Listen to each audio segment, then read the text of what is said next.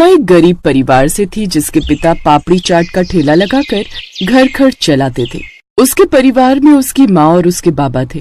एक रोज वो अपने स्कूल में लंच करने बैठी हुई थी तो उसने अपना टिफिन खोला जिसमें 2 रूखी सूखी रोटी रखी हुई थी, साथ में थोड़ा सा अचार। ये देख सीमा उदास हो गई। मैं तो तंग आ चुकी हूँ ये नमक अचार खाकर। पता नहीं बाबा का काम कब अच्छा चलेगा और हमें कब सब्जियाँ खाने को मिलेंगी। फिर जैसे तैसे मन मार कर उसने उस रोज भी अचार और रोटी खा ली। दरअसल सीमा का परिवार गरीब था और सब्जियों के दाम आसमान छू रहे थे और उनकी इतनी कमाई नहीं थी कि वो इतनी महंगी सब्जियां बनाकर खा सके। लेकिन रोज रोज अचार के साथ रोटी खाकर भी वो परेशान हो चुकी थी। उसी शाम, माँ आज मुझे सब्जी के साथ रोटी खानी है, कितने दिन हो गए सब्जी खाए हुए। हाँ बेटी, बस तेरे बाबा आते ही होंगे, जैसे ही वो आएंगे मैं उनसे पैसे लेकर बाजार से सब्जी ले आऊंगी। लेकिन जब सीमा के बाबा अपना ठेला लेकर घर लौटे तो अभी भी उसके पास उतनी ही पापड़ी बची हुई थी जितनी वो सुबह लेकर गया था। सीमा की माँ को समझते देर नहीं लगी कि आज भी कमाई नहीं हुई है, लेकिन वो सीमा का दिल भी नहीं तोड़ना चाहती थी। इसलिए उसने प्याज टमाटर का मसाला भुना और उसमें पापड़ी का चूरा डालकर उसकी सब्जी बना डाली जो कि सबको बड़ी पसंद आई। ऐसे ही समय बीता और सीमा जवान हो गई, उसकी शादी हो गई। सीमा को उसके ससुराल में उतना मान सम्मान नहीं मिलता था जितना कि उसकी बड़ी जेठानी कविता को, क्योंकि कविता एक अमीर खानदान से आई थी जबकि सीमा एक गरीब परिवार की बेटी थी। दीपक सीमा को पसंद करता था, इस वजह से उसने सीमा से लव मैरिज की थी। सास ससुर ननद घर में सभी बड़ी बहू कविता को ही अहमियत देते थे और सीमा को हर बात में पीछे रखा जाता था।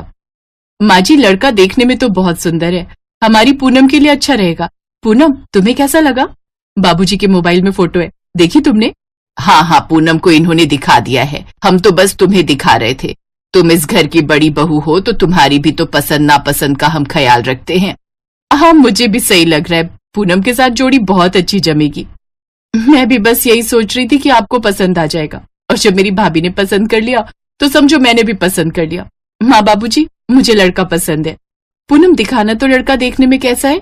तुम क्या करोगी छोटी बहू देखकर, जब हम सब ने देख लिया तो तुम्हें दिखाने की क्या जरूरत है। तुम इन सब बातों से पीछे रहा करो। सुनो जी, लड़के वालों से बात कर लो, फिर हम देखने दिखाने का प्रोग्राम कर लेते हैं। ठीक है, मैं लड़के के पिता से आज फोन पर बात करता हूँ, उसके बाद देखते हैं कैसे करना है। देखो सीमा, इतना तो तुम जानती हो कि इस घर में मेरी वैल्यू क्या है और तुम्हारी वैल्यू क्या है। तुम एक गरीब परिवार से आई हो जहाँ पर 2 वक्त की रोटी भी जुटाना बहुत मुश्किल की बात है, और मैं एक अमीर खानदान की बेटी हूँ। ये जो घर में महंगे महंगे सामान लगे हुए देख रही हो ना, ये सब मेरे ही दहेज में आया था, इसलिए तुम अपना मुंह बंद रखा करो। कविता बहू, जरा इधर आना। जी माँ जी। एक काम करो, पता नहीं कब लड़के वाले देखने आ जाएं। तुम पूनम को बाजार से कुछ अच्छे पहनने का दिलवा दो, कोई अच्छी साड़ी या फिर कोई सूट। पैसे बाबूजी से ले लो। कैसी बातें करती हो माँ जी, मेरे पास पैसों की कमी थोड़ी है, बहुत पैसे हैं। मैं अपने पास से दिलवा दूंगी पूनम को। माँ जी, मैं बस तैयार हो जाती हूँ। चलो पूनम, तुम भी तैयार हो जाओ, फिर बाजार चलते हैं। जीती रहो बहू। सीमा देखती रही, उसे बिल्कुल भी इज्जत नहीं दी गई। सीमा की आंखों में आंसू आ गए। कुछ दिनों बाद पूनम का रिश्ता तय हो गया। पूनम को लड़के वालों ने देखा तब भी सब कविता को ही आगे कर रहे थे। उस समय भी सीमा चुप रही। सीमा, टेंशन मत लो, ये लोग तुम्हें इज्जत नहीं देते तो कोई बात नहीं, मैं हमेशा तुम्हारे साथ हूँ। मैं तुमसे प्यार करता हूँ और मैं तुम्हें कभी किसी चीज की कोई कमी नहीं होने दूंगा। मैं जानती हूँ दीपक, इसी वजह से तो मुझे यहाँ रहने में हिम्मत मिलती है, क्योंकि आप मेरे साथ हो। पर कभी कभी मन बहुत उदास हो जाता है। घर में कोई भी मुझसे ठीक से बात नहीं करता, सब घृणा की नजरों से देखते हैं। समय के साथ सब बदल जाएंगे। अभी उन्होंने तुम्हारी अच्छाई नहीं देखी ना, जिस दिन तुम्हारी अच्छाई उनके सामने आएगी तब सब बदल जाएंगे। अच्छा, पापा बुला रहे हैं, मैं अभी आता हूँ। दीपक अपने पिता के पास जाता है। मैंने तुम सबको कुछ कहने के लिए बुलाया है, मुझे जरूरी बात करनी है। कैसे जरूरी बात पापा, बोलिए। वो ऐसा है, पूनम के होने वाले ससुर रोशन लाल जी का फोन आया था। वो हम सबके साथ मिलकर प्राचीन माता के मंदिर जाना चाहते हैं। वो कोई भी शुभ काम करने से पहले माता के मंदिर जाकर ही आशीर्वाद लेते हैं। उनका मन है कि हम सब भी उनके साथ जो है साथ चलें। तो मैंने जो है उन्हें हाँ बोल दिया कल सुबह ही बोल रहे हैं चलने के लिए, तो तुम सब तैयार हो जाओ, ठीक है? एक गाड़ी उनकी होगी और एक गाड़ी हमारी। हाँ हाँ ठीक है। बड़ी बहू, तुम खाने पीने के सामान की तैयारी कर लो, रास्ते में भूख लगेगी और पूनम के ससुराल वाले भी होंगे, हमें ही इंतजाम करना चाहिए, पता नहीं वो लोग कुछ खाने का लाएंगे भी या नहीं। ठीक है माँ जी, मैं देख लूंगी। पूनम थोड़ी आलसी स्वभाव की थी, उसे घर के काम करने ज्यादा पसंद नहीं थे। उसने अपनी सास की बात को एक कान से सुना और दूसरे से निकाल दिया। वो तो बस घूमने जाने की तैयारियों में लग गई। अगली सुबह 9 बजे निकलना था। सुबह किसी की भी आंख नहीं खुली, पर सीमा 4 बजे ही उठ गई थी। घर में सब सो रहे थे। सीमा को पता था कि अभी कुछ देर बाद सभी को सफर पर निकलना है और रास्ते में सबको भूख लगेगी, इसलिए उसने कुछ खाना बनाने का सोचा।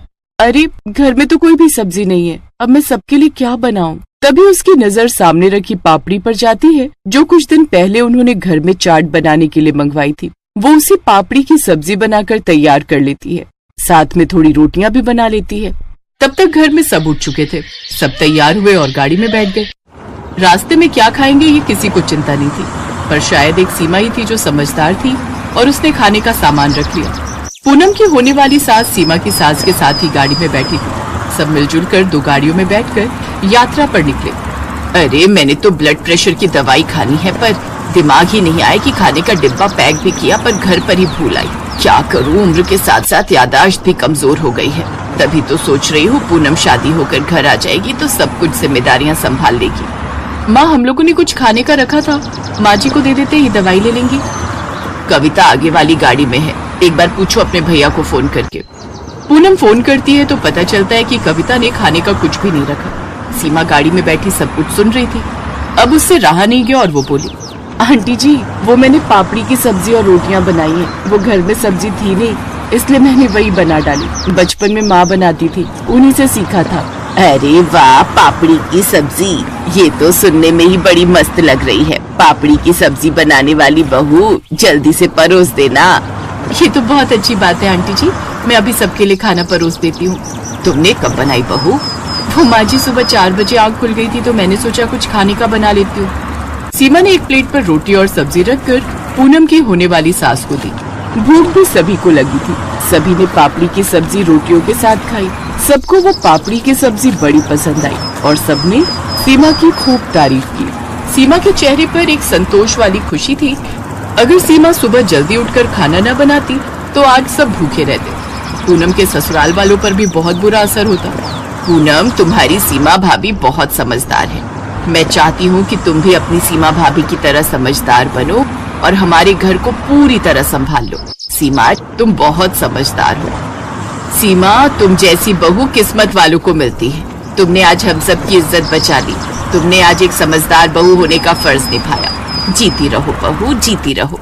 उस दिन सीमा को एहसास हुआ कि जो ससुराल वाले उससे दूरी बनाकर रहते थे, आज वो सब उसे बहुत सम्मान भी दे रहे हैं और बहुत प्यार से भी बात कर रहे हैं।